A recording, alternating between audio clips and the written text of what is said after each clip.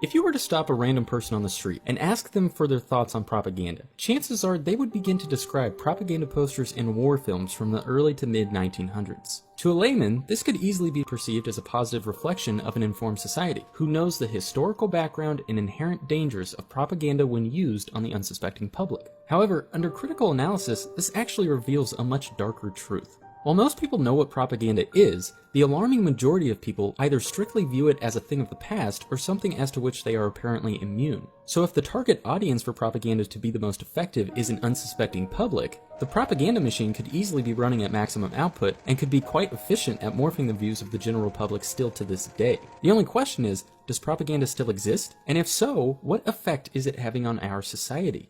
The goal of propaganda is to form a consensus to a standard set of beliefs by influencing and altering the attitudes of a population towards a specific cause, position, or political agenda. As someone who has taken a great interest in human psychology as well as studying marketing at university, I can't help but see a correlation between propaganda and today's advertising techniques. I mean, think about it. Both advertising and propaganda techniques try to persuade the target audience by hitting them on an emotional level. They don't deny this either. Dr. Robert Heath, a professor at the University of Bath and a pioneer in establishing the value of emotion in advertising, states, "My research with David Brandt and Angus Nairn shows that emotional response toward advertising plays an important part in building a strong brand. The basis on which meta-communication operates is entirely emotional, conditioning your feelings and building strong relationships. An ad that resonates emotionally is one that will build a stronger, better brand over time." You see, advertising agencies don't just know that their ads can subliminally affect people on an emotional level, they orchestrate their entire marketing campaigns around it.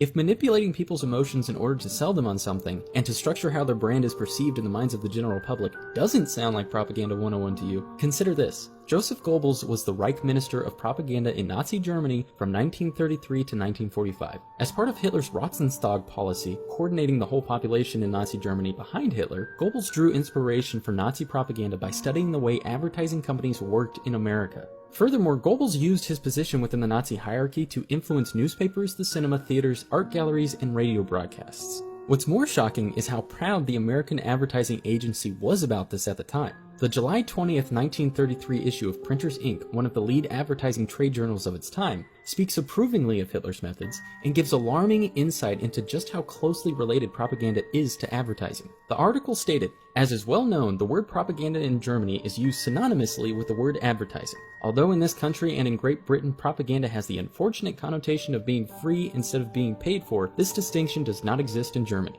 Basically, this 1933 issue of Printers, Inc. is saying that the only difference between propaganda and advertising is funding. The reality is, propaganda and advertising are cut from the same cloth, and no one in their right mind would deny the existence of advertising in today's world. So why would anyone assume that propaganda no longer exists? Propaganda is a form of biased communication aimed at promoting or demoting certain views, perceptions, or agendas. And just as marketing campaigns on behalf of a given brand use a sinister means of emotional manipulation to sell their product, so too do propaganda campaigns subvert our consciousness in order to sell us on a foreign narrative in a means to manipulate the consensus. Really, the question of whether propaganda still exists today seems redundant in a world built on television slogans. So the high plausibility of propaganda's modern-day existence, based simply on the fundamentals of advertising and reasoning that one might have a political agenda to push, seems so firmly grounded on logic and reason that it really should be assumed a certainty. But both the threat and true effectiveness of propaganda is dependent on coordination. If a wide variety of people with diverse views on varying topics all own and contribute to different areas of media, regardless of how deliberate a potential propaganda campaign may be, the views expressed in that campaign will be cancelled out by the opposition. Conversely, if there's a small group of people controlling the national narrative, it's more likely that the views held by those individuals will penetrate into the messages they present and ultimately make its way into the public's consciousness. And that's just assuming the people in control of media agree on a particular topic. That's not accounting for deliberate propaganda. If you take that same smaller group of people in control of the media and do account for deliberate propaganda, it's just a matter of time before the public opinion sways in favor of the national narrative being presented to them, because the opposition will be non-existent. Now here's the scary part. In 1983, 90% of American media was owned by 50 separate companies. By 2012, that same 90% of media was controlled by only 6 companies. And some modern-day figures have that number down as low as 5. But as damning as the consolidation of media corporations is, it lacks deliberate intention and coordination. That is, until you Google the Bilderberg Group. The Bilderberg Group is made up of 120 to 140 powerful individuals from around the world who meet every year to discuss policy. Oh, and by the way, these meetings are top secret and completely closed to the public. This chart from a few years back links the attendees' connections with corporations, charities, policy groups, and media giants. And don't even get me started on the annual meetings that take place at Bohemian Grove. Clearly, these individuals share similar views and are working to coordinate their efforts. So everything we've covered so far in this video would suggest that propaganda is not only as real as it was back in the early to mid 1900s, but that it's more relevant today than ever before. And so far, we've just been arguing off of deductive reasoning. We haven't even explored an example yet. Now, I could easily point to examples of propaganda in media related to warping the public's perception on politics. What if the two-party system was actually a mechanism used to limit so-called public opinion? What if there were more than two sides to every issue, but the two parties wanted to box you into a corner, one of their corners? Propaganda used to demean Christianity. But then, Jesus, which religion should our family be? 601, they're all complete crap. Thank you. Propaganda to warp public perception on gun rights. One thing that I think is clear with young people and with adults as well is that we just have to be repetitive about this. It's not enough to simply have a catchy ad on a Monday and then only do it every Monday. We need to do this every day of the week and just really brainwash people into thinking about guns in a vastly different way. Or propaganda related to the glorification of drugs. That was him testifying today in the House with other leading medical experts about this apparently newly controversial issues of vaccines that should never be controversial at all. But the one that I'd like to use for this illustration is propaganda related to the LGBT community.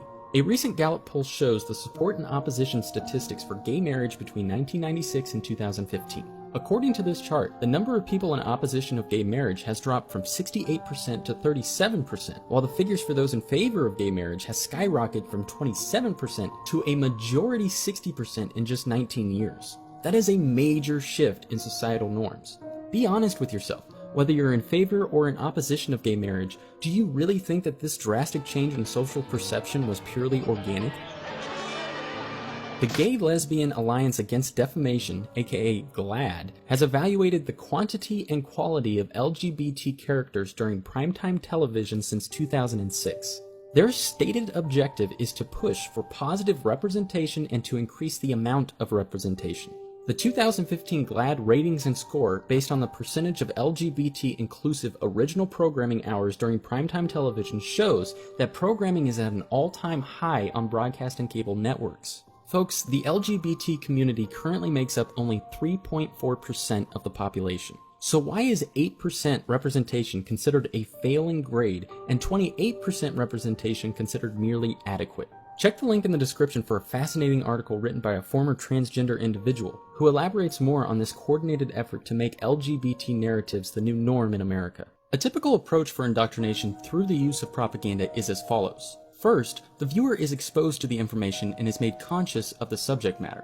From there, the subject matter, in this case the LGBT narrative, is assimilated to the individual on an emotional level, usually by way of a third-party participant. An example of this would be a beloved sitcom character's persona reflected in the subject matter. While the viewer experiences positive feelings towards that particular character, they are also subconsciously assimilating positive feelings towards the agenda being pushed. This links the orchestrated narrative with the viewer on an emotional level. The final step is repetition. The more the viewer is exposed to this, the stronger the emotional bond becomes, and thus, the harder it is to break. This results in a permanent distortion of the individual's views, assuming they held opposing views beforehand. Further implemented techniques, as is the case with the LGBT agenda, also occasionally include a demonization of the opposition. The fact is, we are bombarded with propagandized messaging every single day, and the number one source for that indoctrination is our television sets. Watching TV puts the viewers into a highly susceptible sleep-like hypnotic state, largely caused by the screen flicker that lowers the viewer's brainwaves into what is called an alpha state. This alpha state of mind is what you'd normally associate with meditation or deep relaxation. And most people enter into this state of mind within 30 seconds to 3 minutes of television viewing. When in this hypnotic state, the information that you are exposed to is downloaded directly into your subconscious mind, where your existing beliefs are altered to form new beliefs without you even noticing. This is a very suggestive state of mind in which the right side of your brain tends to not critically analyze incoming information as it normally would. Again, check out the links in the description for more information. The average American watches 2 to 5 hours of television a day. Over the course of an average lifetime, that figure amounts to 9 years of a person's life. That's 9 years of indoctrination dedicated to programming every single man, woman, and child in this country. Now you may be sitting there thinking to yourself, but isn't propaganda illegal? Or wouldn't the government try and stop propaganda? Well, as it turns out, no. Back in 2012, an amendment to the National Defense Authorization Act, the NDAA, proposed by Mac Thornberry, a Republican from Texas, and Adam Smith, a Democrat from Washington, effectively nullified the Smith-Mundt Act of 1948, which explicitly forbid information and psychological operations aimed at influencing U.S. public opinion. This amendment effectively allows the United States government to legally use, quote, information operations on the American public. These information operations, or IOs for short, are loosely outlined as incorporating, quote, the integrated employment of electrical warfare, computer network operations, psychological operations, military deception, and operations security in concert with specified supporting and related capabilities to influence, disrupt, corrupt, or usurp adversarial human and automated decision-making while protecting our own. And the primary purpose for IOs is to, quote, shape the essential narrative of a conflict or situation and thus affect the attitudes and behaviors of the targeted audience. So not only does the government permit propaganda to be used against the American public, they've actually taken special precautions to legally use propaganda on the general public themselves. People, propaganda is the most effective on an unsuspecting public. If you're the type of person to limit propaganda's existence to the pages of a history book, or think that you've somehow evaded any form of propaganda and its effects on your beliefs, then you are actually the perfect candidate for the propaganda machine. Now, I know it's difficult to consider that your beliefs may not be entirely your own, but it's important to try.